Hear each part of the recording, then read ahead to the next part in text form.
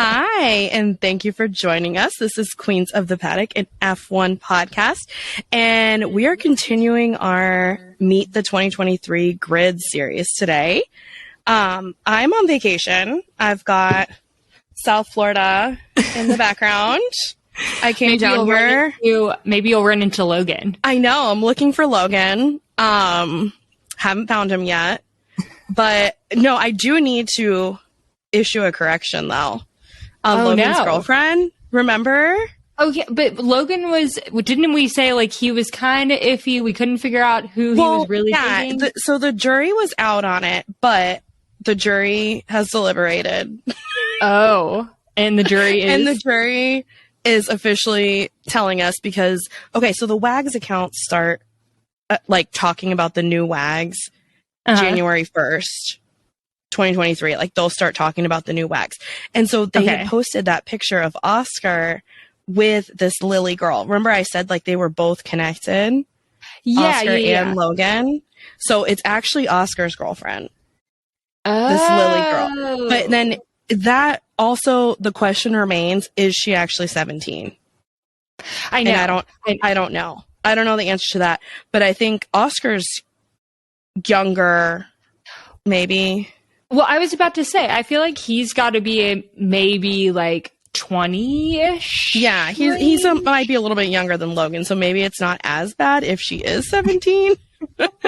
Still, I don't know. I feel like they're going to get heat no matter what. I know, and it's not Logan's girlfriend. That was a misinformation that was out on the interwebs that I fell for. You fell victim to. I fell victim to that misinformation, but. So it is Oscar Piastri's girlfriend though, because they did post like a new list of WAGs, and then he was not. Well, and didn't Logan they post a photo together? Yes, they were together on New Year's. Yeah, but so and her Instagram is private, so you can't go like stop. I mean, if it was you, wouldn't you have it private too? Well, yeah, sure, but anyway, so I tried to request her, but she hasn't accepted my follow request just yet. Well, she might be vetting the Queens of the Paddock podcast first. She might be. But yeah, so I just wanted to clear that up too, because that news came out this week. And then we also got this morning the official MoneyGram Haas logo change that Courtney loves. It is so bad. You do not agree, Alex? It is just... Well, I thought it was funny how they made it a little post and they showed their graphic designer putting it on there and MoneyGram Haas. And you saw they added the little arrow thing to the logo as well. Yeah. And yeah, I don't know. I'm just telling you, it's terrible. Terrible. I'm waiting for them to change the actual Instagram name, the team, well, I don't to know MoneyGram Haas F1 team. You've got so much connected into that, I guess name. Right. But you could change your display name. So you're saying if I wanted to do, I could change my display name today. Oh, okay. Yeah. So I don't know. I don't know if they'll do that, but we'll have to see. We'll see if I don't think they forces should. Them. Yeah, I feel like MoneyGram should say no, I want my money's worth. Well, it needs to be on your display. Yeah. But anyway, so that's just our little news update really quickly. But today we're talking about Aston Martin. Oh yeah. So yeah, we're talking about Aston Martin. They finished starting to really get into the midfield, I feel like. Yeah, no, and this is really they finished 7th. Which isn't that bad. No. I mean, that's a solid finish, it's I think. Better than Williams. It's better than AlphaTauri. Yeah. And it's better than Haas. Yeah, but I like we said, in the Haas podcast or episode, whatnot, I really think Haas is going to come out swinging next year. I think they will too. So I think that will be interesting. So they finished 7th behind, who was it? Alfa Romeo, I think. Alfa Romeo finished 6th. Right. Okay. So they finished 7th. And where are they based out of? My mom's over here taking a picture of me. Uh-oh. Mom, I think I've lost Alex. Say hi. I think you were frozen. I lost you. Oh, I said my mom's over here taking a picture of me. Hi, here. Mom. Tell her that she's getting a shout out on the podcast. Hey. She's coming. Hi. Look here. Shout out to Alex's mom. How are you? Good. We need to do. What are you doing? We're filming a podcast episode. We need to do an episode where we talk about your mom's orchids. Oh, we do. We have to tie that in with F1. She can't hear you though because I have headphones. It's okay. Oh my god. Okay. Hilarious. So okay. So where are they based out of? Stand behind me. What? She goes, "Oh, you want me to move?" Okay. So they're based out of Silverstone in the UK. Okay. So it's a just British team. What, Williams is also based out of there as well, right? Out of the UK, yes. Yeah. And Mercedes. I mean, there's a lot of teams that are based out of Britain and the UK. Or have, like, I would say not headquarters in the UK. Right. Right. Aspen came in the back. Yeah, she needs to make an appearance as well. So, and she's like, I'm out. She left. She just wanted to make her presence known. It's fine. Oh yeah, for sure. Okay, so they're based out of the UK, right? And then they've kind of started in the late 50s, right? Yeah. So and then more recently, their first start in F1 was like back in 1959, and I think they were in for a couple seasons.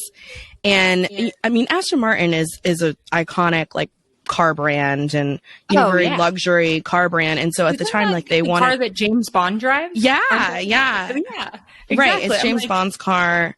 It's iconic. Like they wanted to be a part of F1.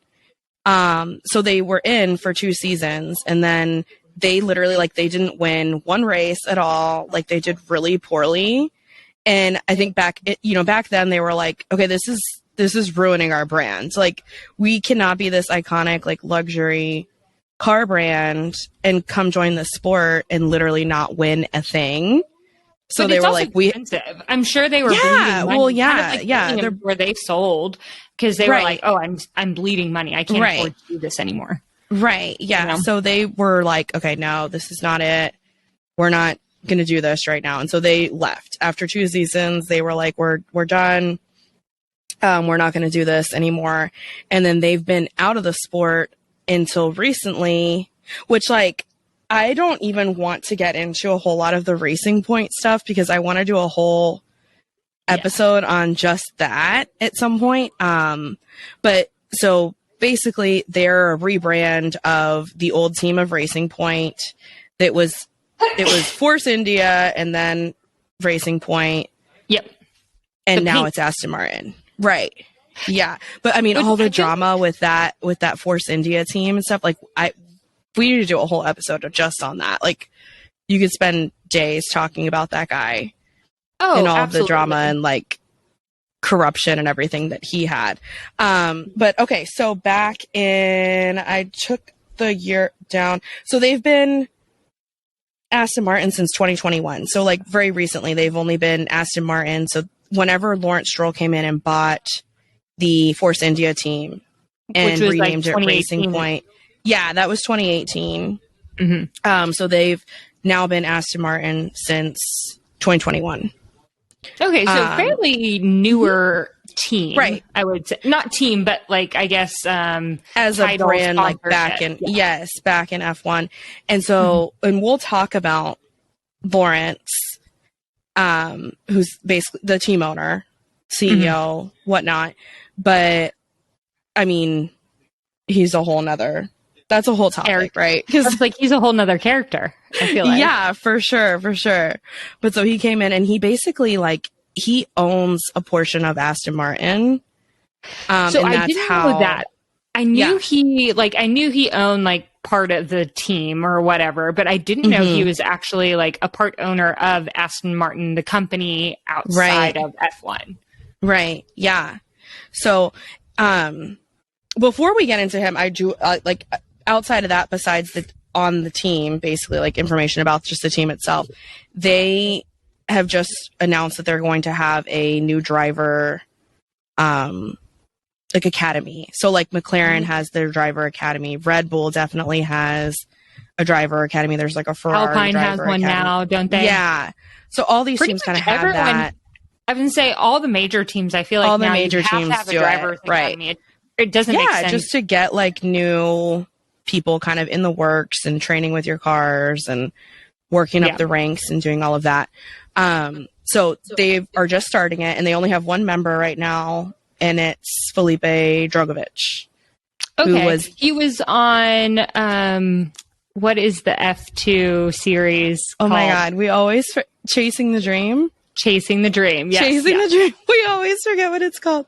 Yep. Yeah. So he won F2 this year. So he is their first person that is going to be on their driver academy. So wasn't that the hard part between him and Logan? Because Logan didn't win, but yet Logan got a seat this year for 2023. Right. Yeah, I know that was, to me, I was like, I think the F2 person should get like precedent. Whoever wins F2. Yeah, but I mean, hey, there's so much more that goes into it. I'm happy that it's and I'm happy that it's Logan because we needed our American and for sure, South Floridian boy. So that you haven't run into yet.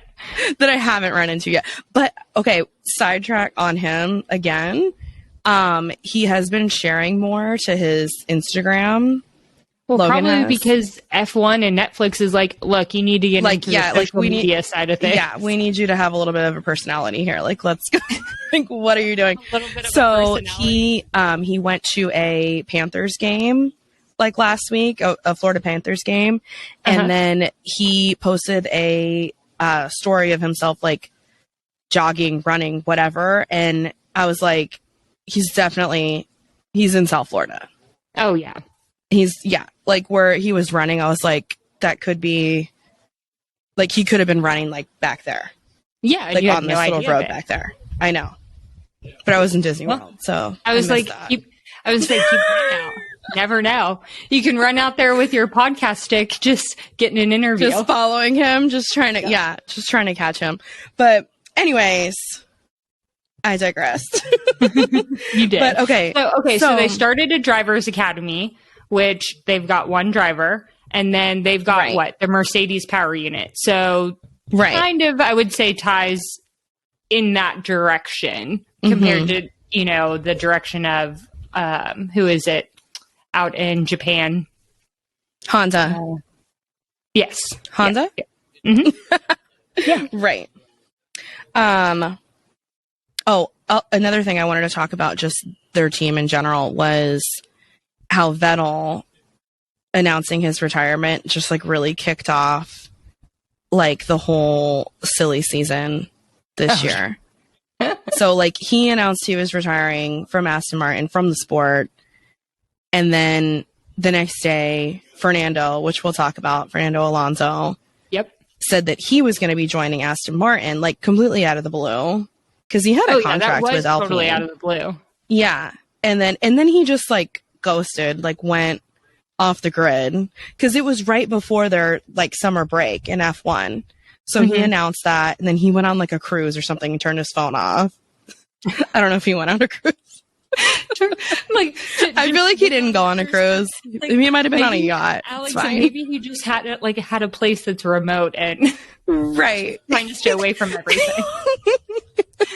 In my story, he jumps on like a Carnival cruise. And it's like, oh, my phone doesn't work. No, he was definitely on a yacht. All these people. Yeah, he was definitely not on a cruise. Anyway, so then he just like goes off the grid, doesn't say anything, doesn't make any other comments on that. And then Alpine, that's when Alpine tried to announce Oscar Piastri as their driver. That was all that he was drama. Like, no, but I mean, we'll talk about that. But that was some good. Whenever that was going on, I was like, no, that is ludicrous. No, like, here's my thing. How does a team mess up that badly when they are, trying to put something out there? PR, like communication teams. Someone got fired over that. Huge fail. Yeah, if I was like teaching a PR class, like I would use that as like a case study. Like this is a case study. You don't and announce what you things don't before do. you don't have a contract. Right. You need to have a firm confirmation. But so anyways, they were kind of, Aston Martin was kind of involved in that whole craziness. Yeah. So we'll see. Last thing just about them in general, they are my favorite car. If I were to just choose a car, I love their colors. I love the way that the car looks. I think it looks super sharp. I love it. So we'll see what their next year's car looks like, but hopefully they stick with what it is. That's what I was going to say. I was like, I'm concerned they're going to maybe change it and not have that, like that emerald kind of green it looks good. Luxury. Yes. It looks like expensive and it's shiny and it's nice. Well, but not only that, but it's not an obnoxious color. There's something with it. It's just so sleek and like it's very James Bond to me. It does. It looks timeless and classy. So timeless and classy. Hopefully, I would agree. It. They do have like color design wise, probably one of my favorite vehicles. Yeah. There is, and then we'll have to go through like once we get all of our meet the 2023 grid teams done. I think probably our next little series that we should do is like going through all of next season's like what the car looks like and what they're like. We can do it in conjunction with the release dates. Right. Yeah. So they were actually, Aston Martin was, and what made me think of that is they're the first ones that have announced, well, there's been others since then, but they were the first to announce their 2023 launch date, which will be February 13th. Yeah. So right around Valentine's Day. Yeah. Hopefully they don't bring Ferraris is on Valentine's Day. Oh, interesting. Yeah. I thought it was cute how their announcement thing was like fall in love with the new Ferrari car because it's on Valentine's. I was like, oh, that's cute. That is cute. And that's like PR working hearts, right. Valentine's. Yeah, that's it done right. Not a fan, but yeah. So okay, getting into their team principal, which I honestly was surprised to find out it's not Lawrence Stroll. So they like he's not the principal. Yeah, they have. The principal, but I always think I thought he was. I did not. I totally thought that he was the guy because even like when they do all their interviews and whatever, but like, he's just not the principal. Right. Well, true. Right. I don't know. I was like, there's another guy. So their principal, his name is actually Mike Krack. Sorry. Legit.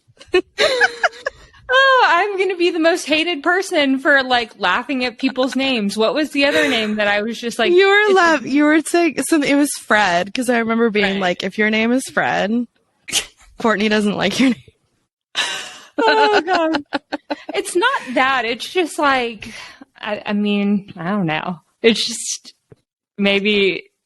I just feel bad. That's all I'm saying is I feel bad for them sometimes. Yeah. You know, there are some names that you hear that you're like, that's unfortunate. Imagine growing up. Yeah. With a name like Mike Krack. Krack. Yeah, exactly. It's not good. It's not good. We'll see. Okay. So when did he start with Aston Martin? He's only been with the team since January of 2022. So this will be like his first like he's just completed like his first full year with the team. And he has said like, you know, he has aspirations for the team to actually like improve and get better, which I think they had a good year. You know, how we started out saying like they did pretty decent. I mean, 7th place is nothing to like balk at, you know? No. And they were solid. I mean, pretty much a fresh team. Like they haven't been around that long. I thought it was respectable. No, I totally agree. I mean, if every time like I would watch the races, they were like in the middle, in the pack. Yeah. Like, I mean, fighting it out with Alpine and all of those teams and stuff like that. So, I mean, they can't be upset at the year, I feel like. Right. At their performance. Yeah. I mean, it was good. It was good. So Mike Krack, before joining Aston Martin, he had worked for BMW. He had been with Sauber. At one point, he was Felipe Massa's race engineer. And he also worked with Vettel when Vettel was at BMW. Okay. When he was like first starting off. And so I think that it made sense to bring him in last year because Vettel obviously was on the team and they have a good relationship and all of that. So I don't know. I mean, he's all accounts like talented, knows what he's doing guy. And like I said, he has aspirations for the team and I don't think he's unrealistic about it either. Like he's not like, hey, like we're going to win next year. Like, coming out and saying that, but he's like, I think we have a good enough team to challenge for like 4th place, 5th place, like midfield, just like improvements over where they are right now, which I think is totally realistic. So 1,000%. I mean, honestly, I could totally 7th to 4th. I mean, that's not that unheard of. I mean, and they're going to have Fernando. 1 team, 2 teams just to have okay seasons, and you're right there, Right.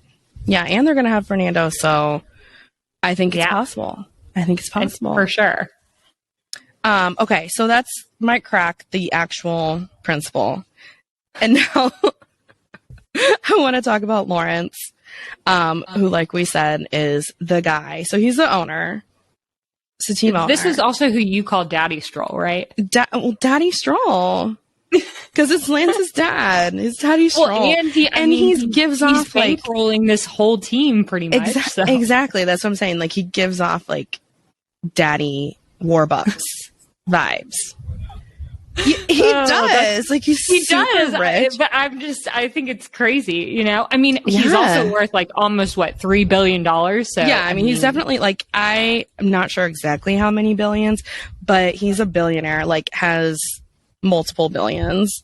Multiple billions. Not just a billion. He's a multi-billionaire Canadian businessman.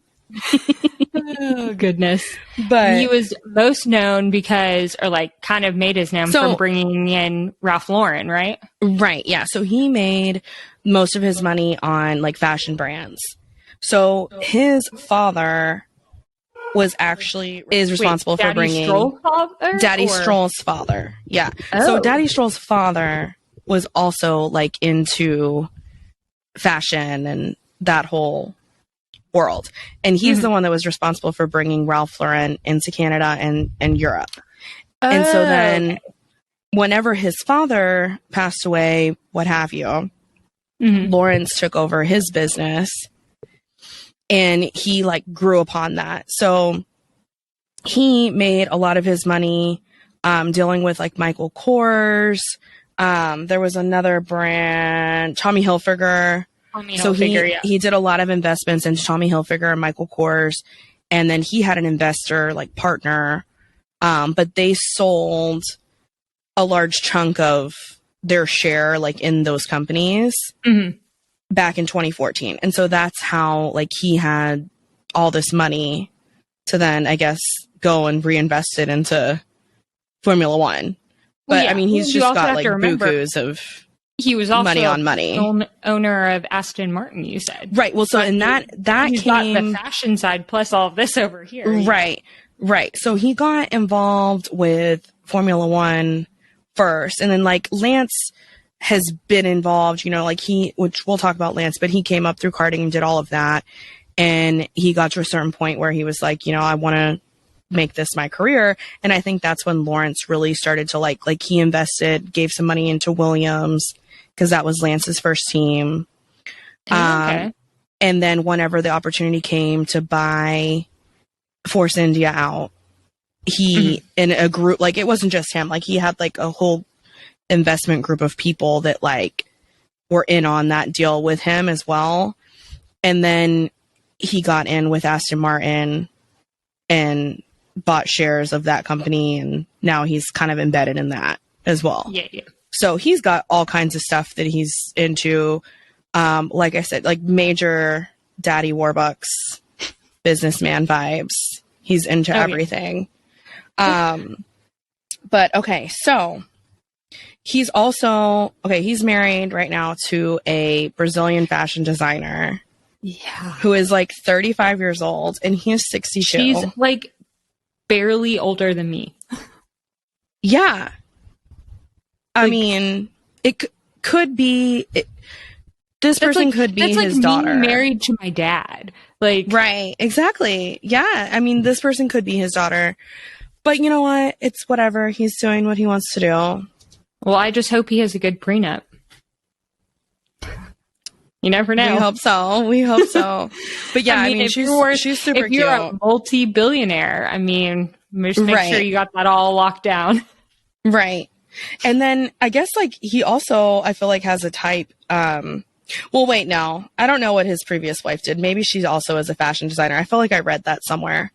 Because his current wife is a fashion designer, and then I thought the previous wife is the one, obviously, who's mother to Lance and his daughter. Yeah, Chloe. Yeah. But anyway, neither here nor there. We'll see. And then Chloe, his daughter, is engaged to Scotty James, who's the snowboarder, the Olympic snowboarder. So, okay. Talking about that, I wonder if that's why Lance is so like into snowboarding. I didn't think about that. Yeah, that's a good point.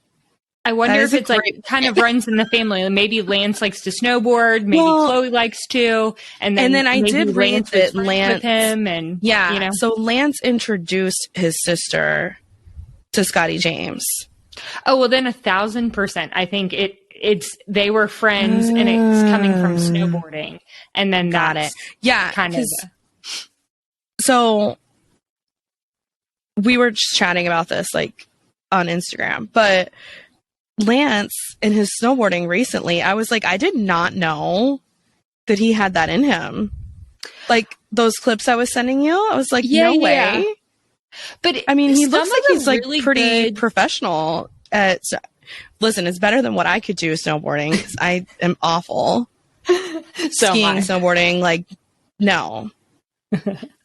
No. So honestly, I mean, I don't think I would think that of him, but at the same time, I do because if you really look at some of the really good snowboarders, they're not this like obnoxious, flashy people. They're kind of more like introverted, like kind of keep their friend group, I would say, close and small. Yeah. Yeah. And it's mostly about the runs. It's not like about anything else other than that, you know? Right. True. So. Makes sense. But okay, so that definitely makes sense. That makes sense then how he was like friends with him and then introduced him to his sister. Yeah, and now exactly. So with that, do we want to talk Lance Stroll then? So before we get off of Lawrence, I do want to talk about his homes. He has like several homes. Oh, Daddy Stroll. He's got all these houses. So obviously he has a house in Canada. He's got a house in London. He's got a house in Geneva. And what really interests me is this home that he has in the Caribbean on an island called Mustique. Okay. That is worth $100 million. And this and I was like, so, okay, grew up in South Florida. I'm sitting in South Florida right now. Like, I've been to several places in the Caribbean. I had never... Mustique, like must, like Mustique. I had never heard of this place before. And I was like, where is that? So, of course, then I start looking at that. Well, it's in St. Vincent and the Grenadines. And it's like this little private island. Apparently, like, you get to Mustique from a ferry off of St. Vincent. And like all of these celebrity people go there and like the royals vacation there. I was just about to say that's what I was looking when I saw that. It looks beautiful. I mean, it's St. Vincent. I mean, it's anything over in that area is going to be like amazing. Oh, what'd you say? I said Tommy Hilfiger has a house there. Yeah. So like all these, but like I had never even heard of it. Anyway, I was like, huh, that looks great. Oh, and he also, I read that Lawrence owned a $200 million super yacht but he has gotten rid of that because he's building a new one. He's making it better. He's making the current one better, or he's buying no, he's getting a whole new one. He's like, this $200 million super yacht sucks. I'm getting a new one. Yeah, because $200 million just grows on trees, right? Right, exactly. So to finish up with Lawrence Stroll, he is super rich. I would love to know, like, on the list of people, of like the richest people, like, what number is he? Let's see. Can you Google? Yeah. Can you fact check real quick? I mean, Alex, I mean, is he not even like scratching? I guarantee you he's not even like. That's crazy to me because I feel like. So the number one is $183 billion. Which is Bezos, right? Bernard Arnault and family. Oh, it's not Bezos and then anymore? Elon Musk is number 2. And then Elon. Okay. Mm-hmm. Interesting. But yeah, so I mean, so he's not even scratching the surface, but I feel like wealthy. He's wealthy. Super wealthy. Maybe he's like spending everything that he's got because I feel like he's just like money. Like, I mean, well, yeah, but so with is this island with the with the super yacht with a whole F1 team, whole F1 team, SpaceX. No, that's true. No comparison. Maybe Elon Musk should start an F1 team. Maybe, or maybe He's got enough and money. Musk can team up together. But I feel like those personalities and make it like it's maybe together. They should. I mean, think about it. Like whenever they go like all electric, Tesla. Yeah. Mm-hmm. Tesla teaming up something. Elon, call Alex, us. You need to put those. We have a business proposal. Yeah, we have a business proposal. Yeah. Elon, you wanna end up in F1? Right. Or I guess it would be Formula E technically. Well, yeah, but I mean F1 is gonna essentially be like that because they're gonna be all electric. True. Right? We haven't gotten that far yet. Yeah. Don't quote us. Okay. Still, so that's a good Elon needs to get in on this somehow. I think he should. I think he needs to be in on it. We'll see. He needs to watch the Netflix show. I'm sure he already does. We should tweet at him. Yeah, we should tweet. Elon equals F1 future. Get into it. And you can put like a little rocket ship or do the car with the car and then the rocket ship behind. Yeah, perfect. And then we should get a piece of that pie. Yeah, we need some royalties from this. Yeah, see. Okay. So that's Daddy Stroll. Yeah, I'm going to skip. Yeah, because I was going to talk about Fernando next, but that doesn't make any sense. We need to talk about Lance. Yeah. So Lance, he's 24 years old. He's obviously Canadian. His father is Daddy Stroll. Who bankrolls his whole career.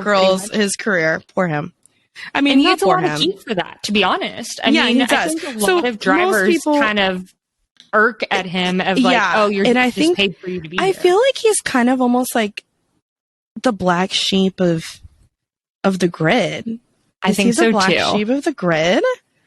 Well, I don't know if he's the black sheep. He's just not. I feel like people avoid him. Poor him. And like, he seems like a nice enough guy. Or do you think he avoids them?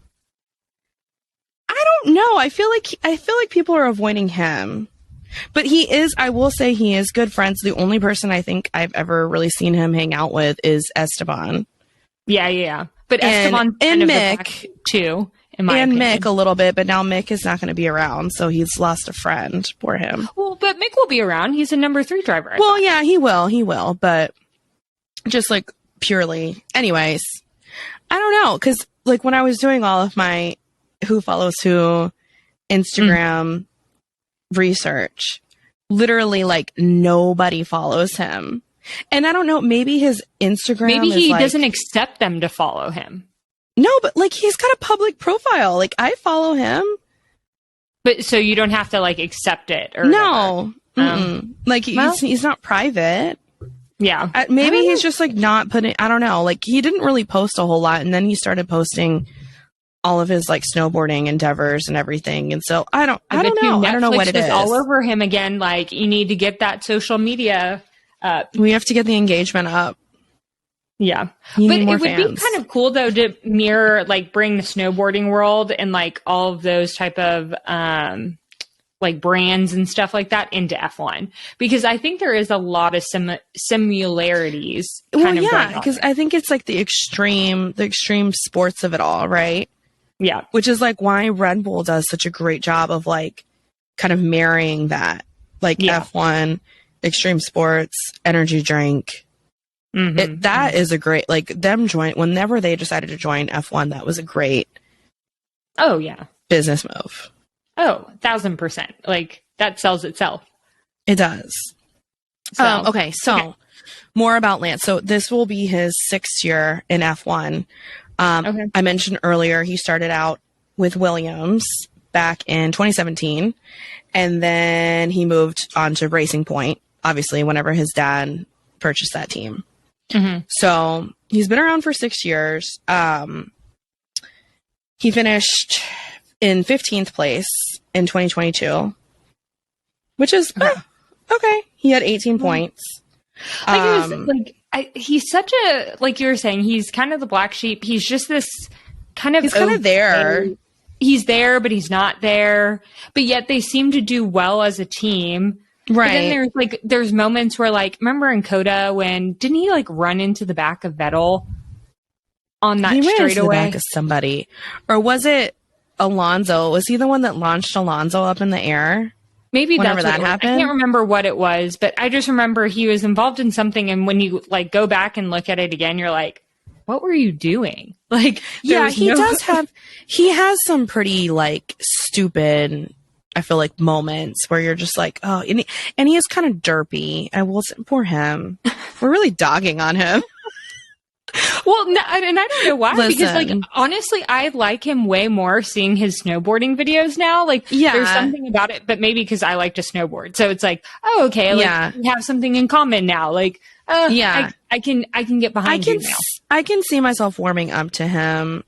I feel like he's a nice guy. Yeah. But we'll see. But I mean, but also at the same time, even though he's just this driver, I mean, he's had 3 podiums, one pole position, which is huge. Like, I mean, which is more than some of the other people. I know, right?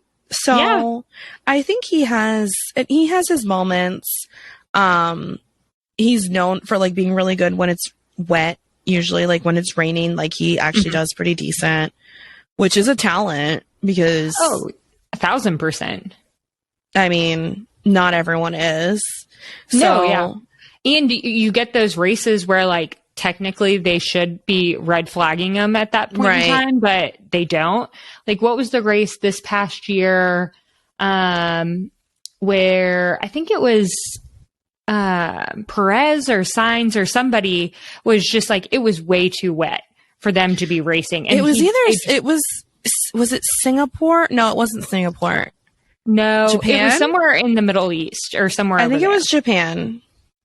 Maybe when Sainz like ran off, and then there was like a tractor on the track, and Pierre Gasly was all upset. I mean, because that was awful. That should not have happened. Oh yeah, 1,000%. Yeah. That's what I'm talking about. Where it's like the race should be red flagged, but it's not. So you have to learn. He excels to drive in those moments. Yeah. Right. So, other than that, his personal life, he was dating a model named Sara Pagliaroli, who is gorgeous. Oh. Like, super, super pretty.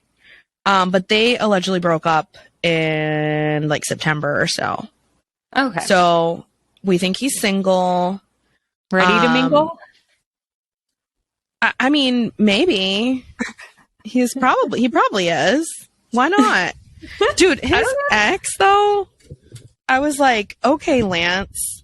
That's what I'm saying. Like, he can't. I don't know what happened there. He's just a good guy. You know what I mean? He's just a solid, good guy, and he doesn't have to be like extra and more than that. You know?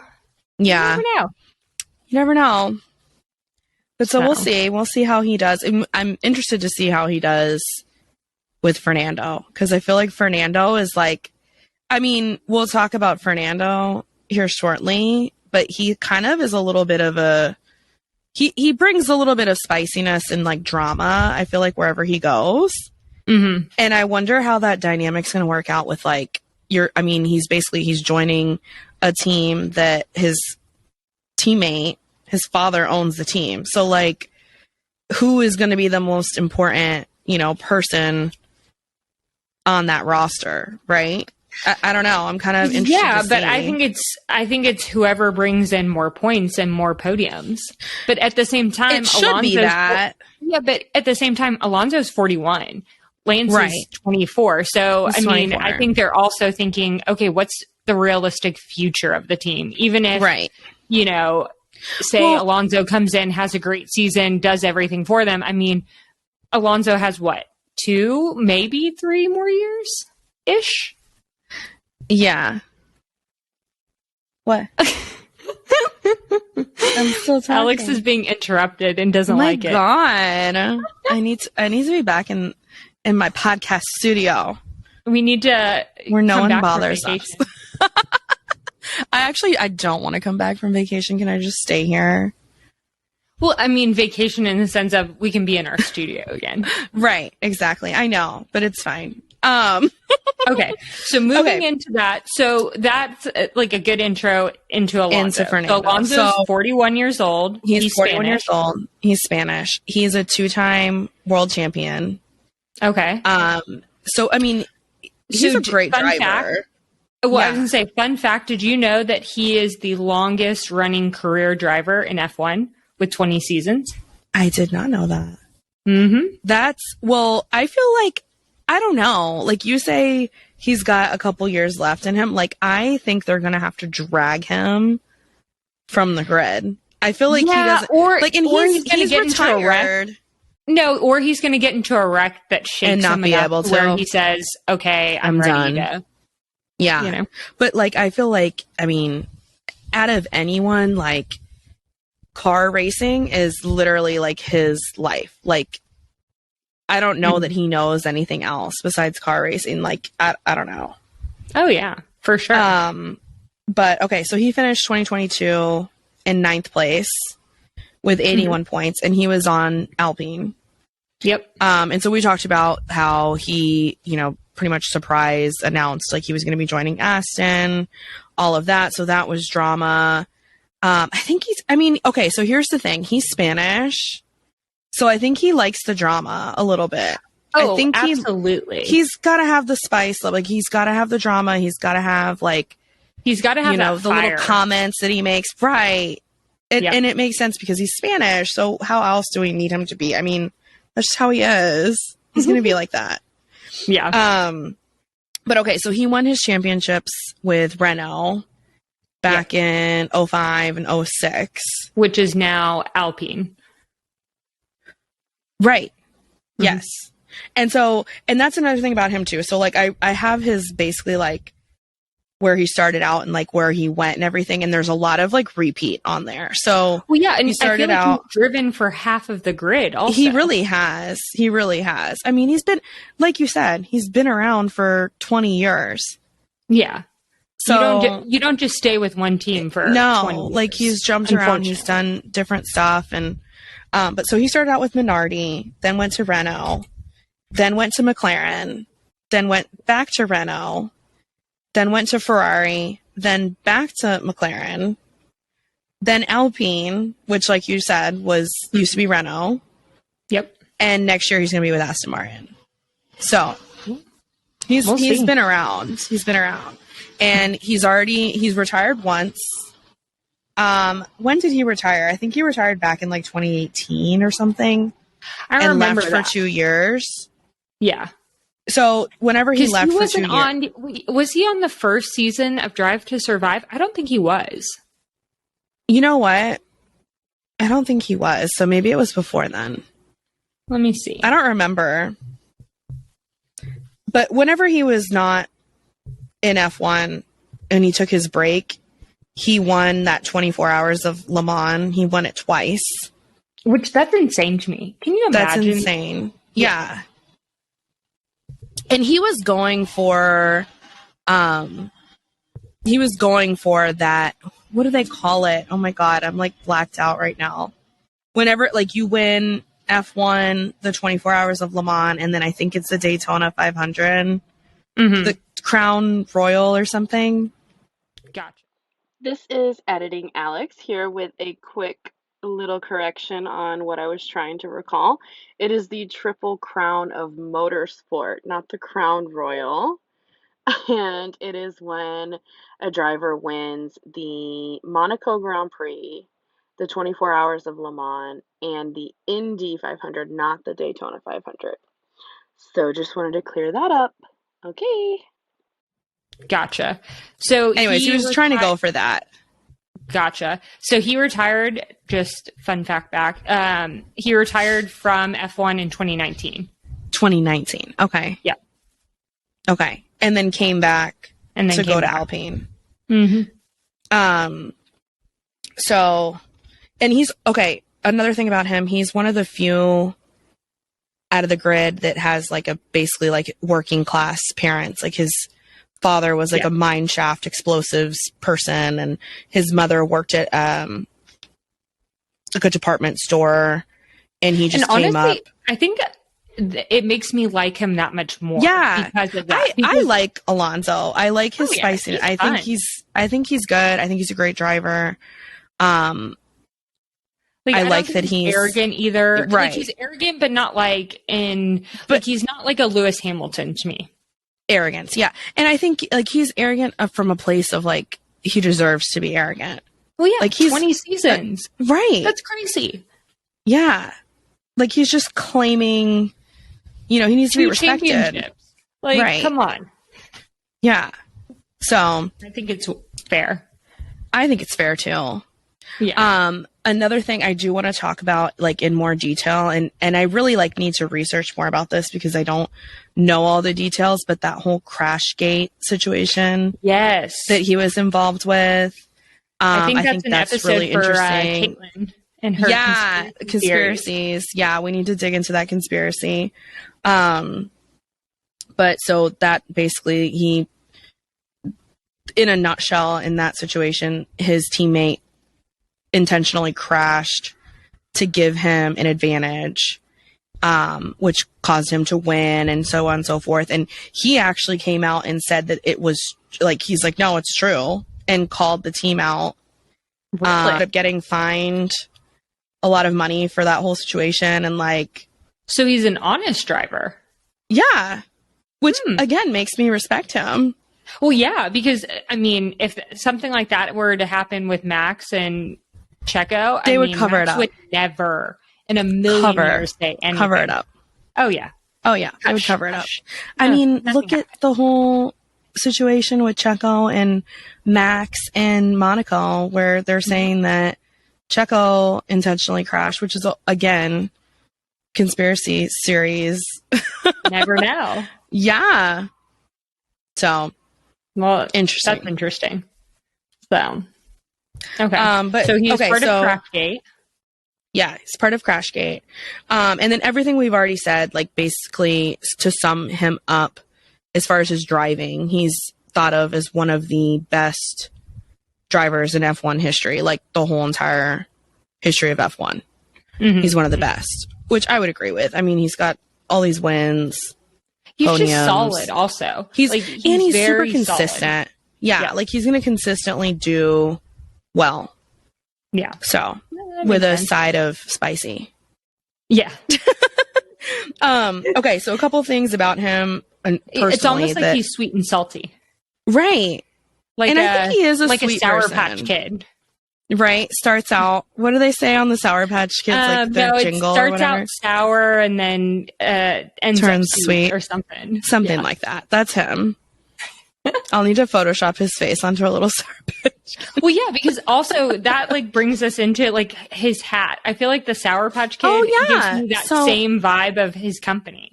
Right. You know? And that was something too, like I had no idea that first off that was his company at all. Like he's always wearing this, and I hope I'm pronouncing it right, but Kimoa, the hat that he has on, and it's always like that flat brimmed has the brand across the front really large. But the fun colors, like it's like the black. I was going to say mint blue and stuff like that.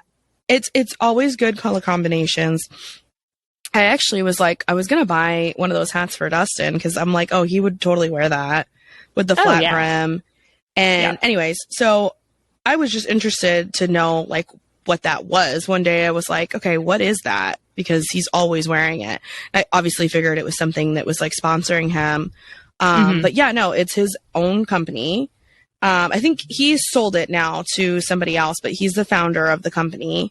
And Kimoa means in Hawaiian, which this goes back to your Sour Patch Kid comment, because this is sweet. Like, I didn't think that he would come up with something like this, but okay, I wrote it down. It means like sitting and watching the sunset. Yeah, sitting and watching the sun going down together. It's a Hawaiian word for sitting and watching the sun going down together, which is a really sweet sentiment. Oh yeah. But I feel like it also goes to show like his character too. Like there's something about him that's so easygoing. It's like fun, but like just chill. You know what I mean? Yeah. Like every time I see him on Instagram or on social media or on TV, he's always just having a really good time. Wasn't he also the one that, whenever we were watching the driver interviews at COTA, wasn't he the one that like walked out into the stadium and like he was just having such a good fun time with people. So yeah, and I remember us like commenting on that while we were there because I think I want to say like out of all of the drivers that we saw that day, like he was really the one that was going down and like talking to. I see it. Oh my God. So he was the one that was going down and like really talking to the crowd, and like he stayed out there longer than anybody else did, and he was like signing hats and taking pictures. He just stepped down and like signed two people's hats. I remember there was like this little like bridge thing, and he walked probably a solid 5-6 feet into the crowd, and he was like and like got in there. Then, like I think he was throwing his hats also. If I remember correctly. Yeah. He had his stuff out there and he was tossing them around. Yeah. I mean, I think he's a really nice guy. We say that pretty much about everyone so far. But not everyone. You know who we haven't talked about on this episode? Who? Latifi. See, you want to talk about people that I don't say nice things about. I had nothing nice to say about Latifi. And you're so no, that's been Alex, like all the other episodes. I know, but it would not have been Queens of the Podcast. Queens of the Paddock. Yeah. Episode we without didn't talk about Latifi. Taking it back to Latifi. Poor him. He just absolutely taking it back to the original. Williams was the first episode. That's right. So, got to bring back the OG. Got to bring him back. Okay, so quickly before we wrap it up, other personal things about him. So he's divorced. He was married to a Spanish pop star, or I think she was part of like a Spanish girl group back in the day. Kind of like, remember the Lizzie McGuire movie? Of course. And there was the Spanish pop singer. The Spanish pop singer, yeah, and oh my God, and she had like a name that was kind of like Lizzie McGuire, but like in Spanish. Yes. And she wore that green, like fitted bell-bottom pants outfit. Yeah, and it was like Lizzie McGuire wearing like a brunette wig. Yeah, I loved that movie. Oh my God, I loved Lizzie McGuire. Now you need to put Alonso with that girl, of her kind of dancing around. So that was her. That was her, I'm pretty sure. But they're not. That's who he was married to. Right. So they're divorced. Okay. And so he's now been dating Andrea Schlager, who is a TV presenter. So she actually goes and like interviews people like for F1 races, too. And she's interviewed him, and like they're like, I love watching the interviews of her interviewing him because they're super professional. Like if you didn't know they were dating, like you wouldn't think that You wouldn't actually think that. like they do a good job of like keeping it professional whenever she has to interview him, which I think is nice. But they seem great together. They seem like they have a good time and a lot of fun. So they've been together for, I think, like since 2019. I think. So I guess since they've been came together back for a while to F1. Right. Okay. Yeah. Okay. So I'm like, what else did I want to say about him? I think that was it. I'm looking at my notes. I think that was I'm interested to see what he does with Aston Martin this year. Yeah. I think. No, I am really interested to see what that dynamic is. Yeah. With Daddy Stroll. And Daddy okay, Stroll. So that's another thing. Did I mention this earlier? So Lawrence, in like several interviews, whenever they brought in Sebastian and now they're bringing in Fernando, like one of the things that he mentions about those decisions is like he wants a champion to be around Lance to like instill some of those. I feel like you're either a champion qualities. It doesn't matter. You can hang out with champions all day long. It's not going to make you a champion. I don't know if it's going to rub off on him. Maybe it will. Maybe Fernando's the one. Maybe he's the one. So then what's Daddy Stroll going to buy? Red Bull? Or to get Max in there? Yeah. No. You know? Like there's no way, no offense. Like you can be the most amazing driver in the world, but if the car is not there also, what are you going to do? What are you going to do? Unless he buys his way in. I don't know. I mean, maybe their car wasn't horrible. I know, this but year, their car can't compete with Mercedes. With a Red Bull. Yeah. Or a Red Bull. Not yet. I think, here's the thing. I think that Lawrence Daddy Stroll.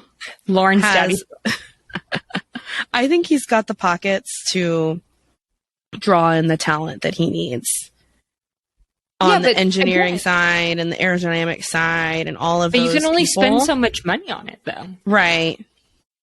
But we'll see. He can sell his island in Mustique, and I don't think he wants to. No. God, no. I wouldn't want to. Unless maybe he gets enough money to steal the strategist from Red Bull. Maybe Ferrari needed her. Everyone has a price. Everyone does have a price. That is true. So. That's true. But okay, well, I think that's all we have for Aston Martin. Yeah. And our team principals and our drivers and all of that. So, all right. Yeah. Well, thanks for listening to Queens of the Paddock. Yeah, thank you. You can listen to this anywhere that you are listening to your podcast: Spotify, Apple, iHeartRadio, Amazon Podcasts, all the places. You need to like, subscribe, and resubscribe. Like, subscribe, rate. And we're on Instagram at Queens of the Paddock.